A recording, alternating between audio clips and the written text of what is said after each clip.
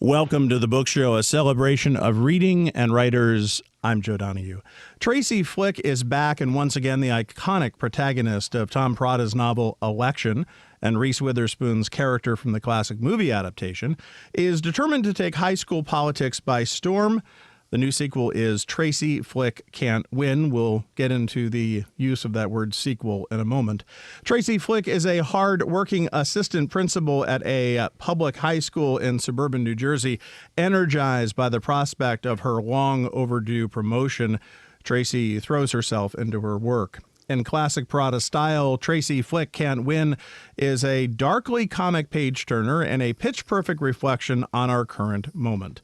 Tom Perrotta is the author of 9 novels, including Election and Little Children, both of which were made into Oscar-nominated films, and The Leftovers, which was adapted into a Peabody Award-winning HBO series. His other books include The Wishbones, Joe College, The Abstinence Teacher, 9 Inches, and Mrs. Fletcher.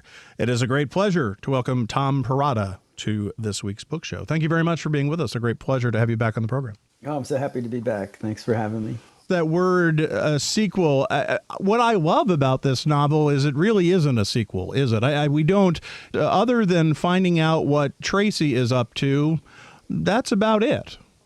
Sequel is a charged word, and I think it's definitely, this is a standalone novel. If you haven't read Election or seen the movie, you could pick this up, I think, and know everything that you need to know, because Tracy tells you at least her version of her past. So, I would say these are companion novels in a sense. This character appears in both of them, but one is not dependent upon the other, though I think the experience would be enriched if you put the two books next to each other. So that's up to the reader. But yeah, please read this book on its own. You can start here. I read Election before I saw the movie, and I remember thinking, and I remember talking to you about it, about how amazed I was of what a faithful adaptation it was, even though there were things that were added, and it was charged slightly different than the novel. And I realized that much more in reading this book of how much the movie really changed things around. Yes, it's funny, isn't it?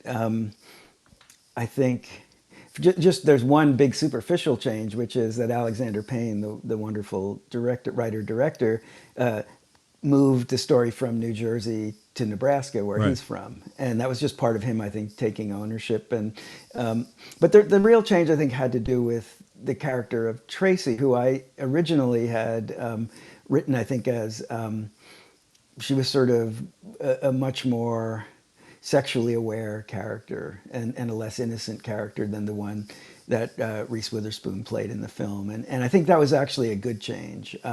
She comes across as more vulnerable. I think there is some vulnerability in the book, but it's a much stronger note. Like, she's confident in school. She believes that she's more mature than she is in the film. But then when it comes to, her sexual experiences, she's much more, I think, a young teenager rather than like a young woman. I will tell you my order here. I went to watch Election before reading this, and I was just so fascinated by how we think differently, that Tracy was really the evil one in that film, always having her hand up and nobody wanting to call on her, and sort of overlooked by the population of the school, even though she was very successful and was very driven. And yet we see her in this book sort of dealing with the aftermath of that in a very different world, which I guess part of it, of course, is aging, of going from being a high school student to being 40. But still, it's also our cultural changes as well. Yeah, that is the thing. I think the character of Tracy Flick just contains so much social history. I think that her history is tied up with, for instance, the history of the Clintons and the political changes that the Clintons brought in. And, Hillary Clinton was often thought of as a Tracy Flick, this hardworking grind who always had her hand in the air and was maybe a little bit abrasive and unlikable, which, was unfair. I think women are held to a different standard. But I think Tracy is connected with that. But I think Tracy also, because Election had a subplot that involved Tracy having an illicit sexual relationship with a teacher when she's a sophomore in high school. And in the book, she's very defiant about that. She sees herself as being an adult at that age, and she tells the story as if it was everything that happened was her choice. She got involved with the teacher, that was her choice. And then she realized that it was a mistake and she ended it, and that was her choice. And the teacher was not mature in accepting her decision, and he got caught because he was writing her notes that her mother saw. And the teacher got fired and ruined his life. But Tracy herself feels no shame or regret about this. She just wants to continue on her path, which is she's determined to succeed and go to college and you get a scholarship and become a lawyer and become a politician. She tells a story that is very much like of that moment, which was kind of hard-charging feminism that resisted the label of victim. And now she's in her 40s. She is a high school administrator. She would never countenance a teacher having a relationship with a student, and it's always wrong in her mind. And she's also feeling like maybe she misunderstood her own experience when she was younger. Maybe she believed she was more special than she was. Maybe she was a victim of something that happened to a lot of other young women her age, as was becoming clear in the Me Too moment. What we would call now grooming. The idea of Tracy coming to terms with that is also, I thought the way you handled and explained why she is not the woman that many of us thought she would be, that the walking through the halls of Congress with great power and a gavel in her hand, and also very much her choice, but it has to do with taking care of her mother, who has come down with MS, and making that choice that was going to be her focus, and which I thought was a lovely thing for the character, but also very true to the character that you wrote about, given the close relationship they had in the novel Election. Yeah, when I went back and reread Election, that was the thing that really struck me, was that, Tracy there's one person who loves Tracy, and that's her mother. And it's a kind of it's an ambiguous kind of love. Sometimes it feels like her mother is suffocating her. It feels like her mother is expecting too much from her and is too involved in her life. And, I think, love comes in many different forms. But I think, Tracy was showing her love for her mother by trying to go out and conquer the world. That was what her mother had wanted her to do. Her mother had sort of given all of her ambition to Tracy and said, please kind of do the thing I couldn't do.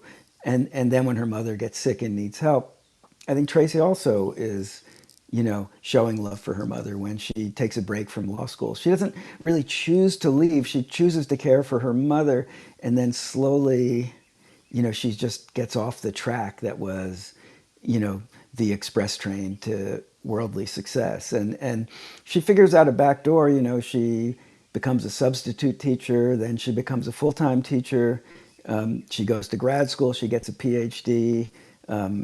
She has a very successful life, by any ordinary standard. The only problem is her standards weren't ordinary. She expected really great things of herself. And so she's a little disappointed that here she is, a high school assistant principal, when she should probably be, as you said, somebody who has a significant political life. Which was not in your novel, but was a add-on at the end of Election, the film, where we see her pulling up in a limo and getting out in Washington, D.C. She's going to Georgetown. So that seed was planted with that character too.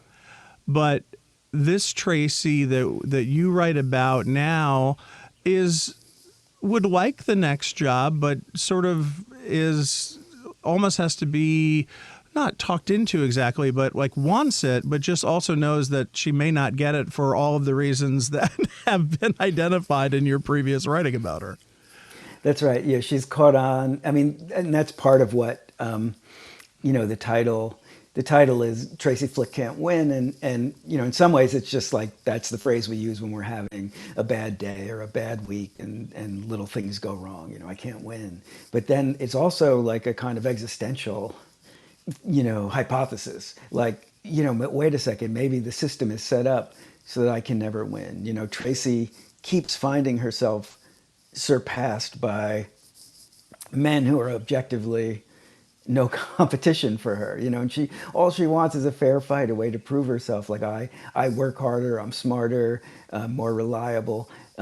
Why can't people see this? And yet it does seem to be a regular thing in her life that, she gets right up to the edge of success, and then she bonks into this glass ceiling. And I guess the part of the question is this a general glass ceiling for women, or is there a specific one for Tracy? Because, in some ways she has some characteristics that make her appear to various people maybe to be a bit of a grind. She doesn't have a gift for friendship. She's not a charmer. She's that girl with her hand in the air and the right answer on the tip of her tongue, but people don't always love that person. Tom Perrotta is our guest. The name of the new novel is Tracy Flick Can't Win. It is published by Scribner. So the way you tell the story is really fascinating, as it was in Election. In Election, it was 6 voices and a first-person account from one of 6 characters, and it's split between chapters. You obviously wanted to get back to that general style in this novel. Yeah, well, it's funny because I originally thought I was writing a novel that didn't include Tracy. That was about a character in the book named Vito Falcone, who is a former NFL player, now a esteemed high school football coach, who's starting to sense that he has suffered some permanent neurological damage from concussions he suffered while playing football. And I wanted him to be brought back to his high school to be honored and put in a Hall of Fame. That was sort of my original idea. And I thought it was a great metaphor for like the state of masculinity in America right now. It's sort of like the glory days are over and now the reckoning has begun. Because he was coming back for the Hall of Fame, but I thought there'd be all these people who were angry at him from the way that he had mistreated them in the past. And so it was going to be a reckoning for the golden boy or the alpha male. And when I started to write it, I kept writing it in the style that resembled Election, and I kept thinking, why am I doing this? Because this wasn't a sequel to Election as I conceived it. And then it just occurred to me one day, well, what if Tracy's here? She would hate this guy. And suddenly I saw my book, because a book needs, I think, 2 centers of gravity, and it needs some conflict and opposition. And I think Tracy and Vito became the kind of the poles of this book. Back to your idea of not making a true sequel, I love the idea that we're talking about a different school. It's a different place. It's not where Tracy went. It is where Vito went, and that is what Tracy is dealing with. That's right. And I made a very conscious decision that Tracy was in a different place. As many of us are. Some of us stay home where we grew up, but most of us don't. And nobody really knows who Tracy was in high school. She's just the assistant principal here, and for instance, nobody around her knows about this sort of scandalous past that she had. I think it would be a different book if they did, and it's really about Tracy grappling very much internally with her past, while basically interacting with nobody who knows anything about it. Her mother is gone. She's not really in touch with anyone from high school. So it's just Tracy's past is only of interest to Tracy. I complimented you earlier on the fact that I love that you didn't explore other lines of what happened to these characters and where are they now. Was that ever a temptation? Not in this case, because it was very much like as they say, I had this glimmer of like, oh, Tracy's is here, but I never thought about the other ones, and I never felt like I had to go there. I think that there's something different about Tracy. Part of it, as you say, Reese Witherspoon gave this extraordinary performance in the movie. The book, I'll be honest, the book was not a high-profile book. And if it was only a book, I don't think anyone would know the name Tracy Flick 20 years later. But Reese Witherspoon gave this character, such an amazing personality, and it just infused the character with so much life and energy that the character kind of grew outside of the movie as well and became a kind of archetype in American political culture. So many American women politicians have been compared to Tracy Flick. I mentioned Hillary Clinton. Right. Sarah Palin, was attached to her, I think inaccurately. Kirsten Gillibrand, the senator from New York, was nicknamed by her Senate colleagues Tracy Flick.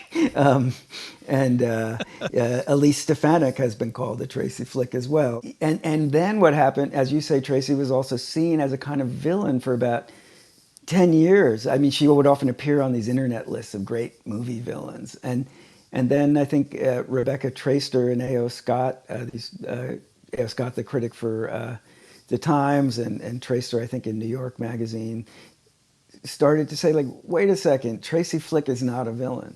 Tracy Flick is, they were already looking at her through a kind of a early Me Too lens or just a feminist lens, and saying, wait a second, she's a 16-year-old girl who's trying to get elected president of her high school, and a teacher rigs one teacher has sexually exploits her, and another teacher steals the election from her, and she's the villain. And it was just such an interesting turnaround, to suddenly see this character become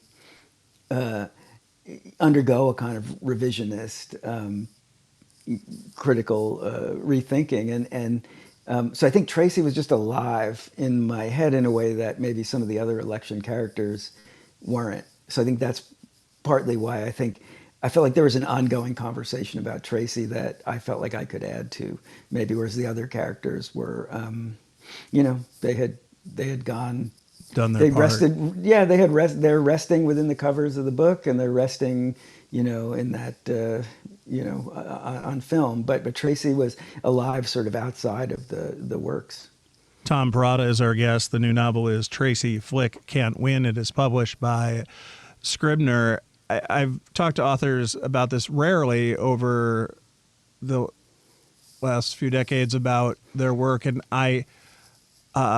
this was so weird for me because maybe about 6 weeks prior to reading your novel, I got a phone call that I have been inducted into my high school Hall of Fame. Now,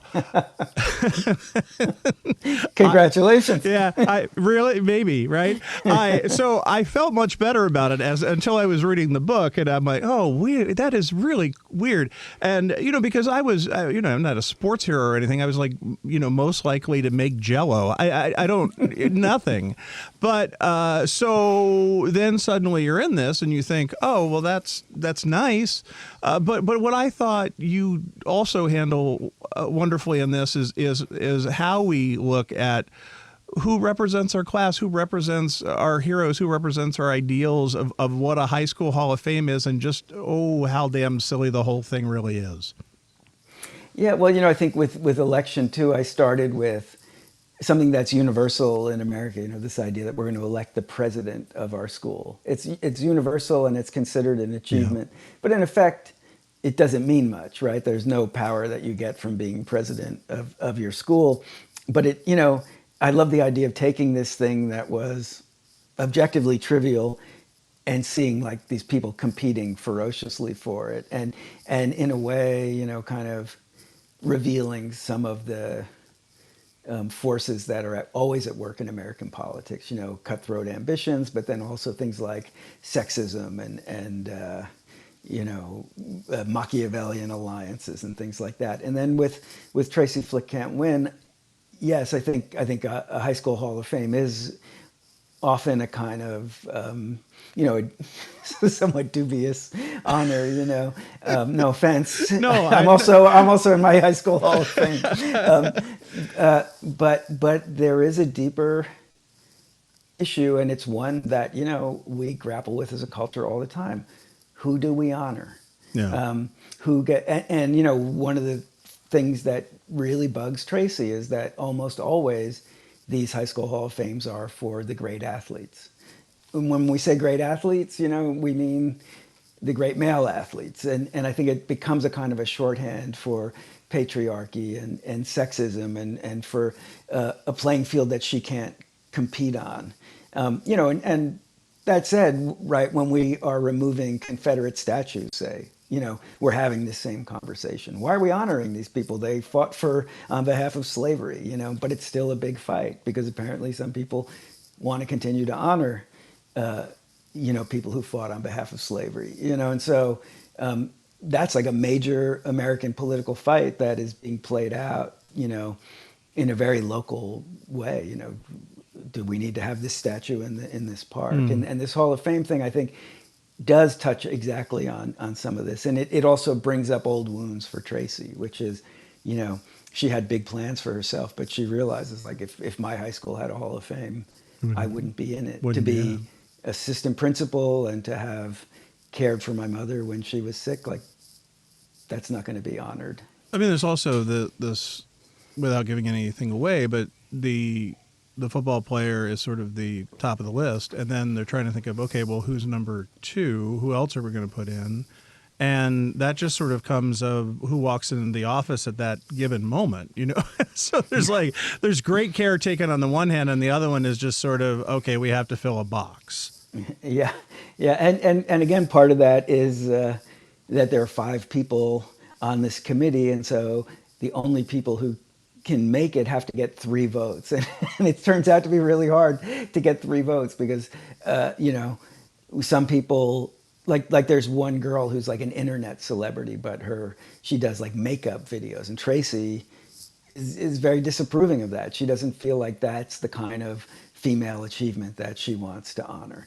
And then, you know, there's a writer, but nobody there can read his book, so he's off the list. You know, you know, so some of this was jokes on my part, but it was also, like, I think the truth. You know, it's like, everybody understands what it means to honor a guy who played in the NFL, but, you know, not everyone's qualified to say, hey, this guy is a really good rheumatologist, you know, maybe he should, or this woman, you know, ran 6 marathons, or whatever it might be. You know, sometimes some achievements are less visible than others, and that tells us something about who we are and what we care about.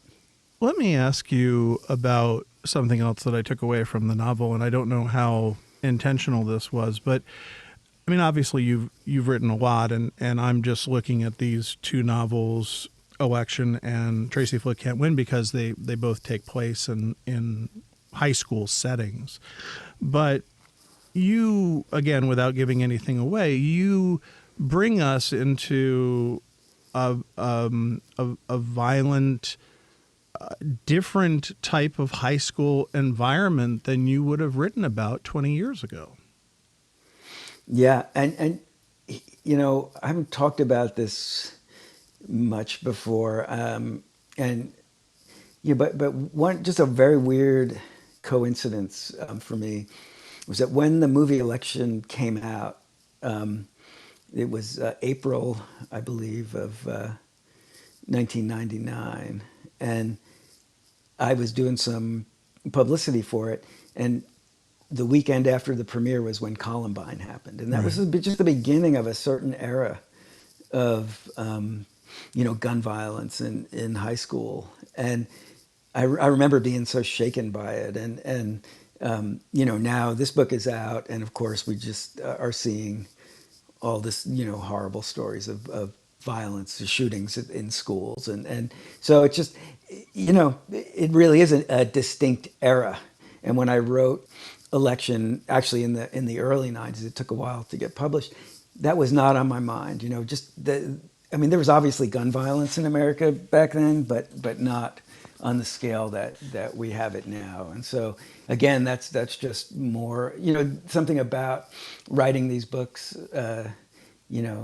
25 years apart, just allows you to measure, or at least, take stock of certain changes in American culture. And, obviously, the sort of Me Too movement is at the heart of this book. But then I think just it's a much darker, more violent time in America, I think.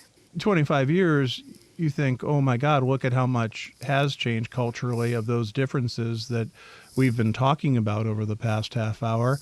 And then yet of all of the things that, do never change and are entrenched. And I think that's a fascinating look and certainly something that literature brings us. Yeah. I mean, I think when I came up with the character of Tracy Flick, I was just thinking about this. I was a college teacher at the time, and I was seeing like this first generation really of young women who'd been raised by feminist mothers with the idea that like you can do anything, and it was fascinating. And I saw how uncomfortable some men were getting because they were suddenly having to compete with these very formidable young women, and Tracy was kind of a amped up version of that.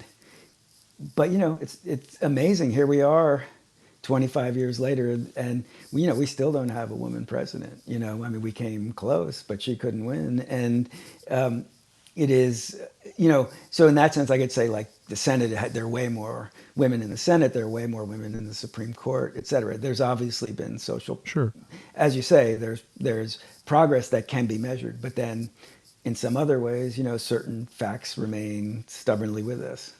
Tom Perotta's new novel is Tracy Flick Can't Win. It is published by Scribner. We enjoy hearing from our listeners about our shows, and you can email us at book@wamc.org and listen again to this or find past book shows via podcast or at wamc.org. Tom Perrotta, a great pleasure to have you on the program. Thank you very much for being with us.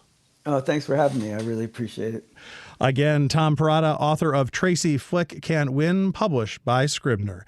Sarah LeDuc produces our program. Bookmark us for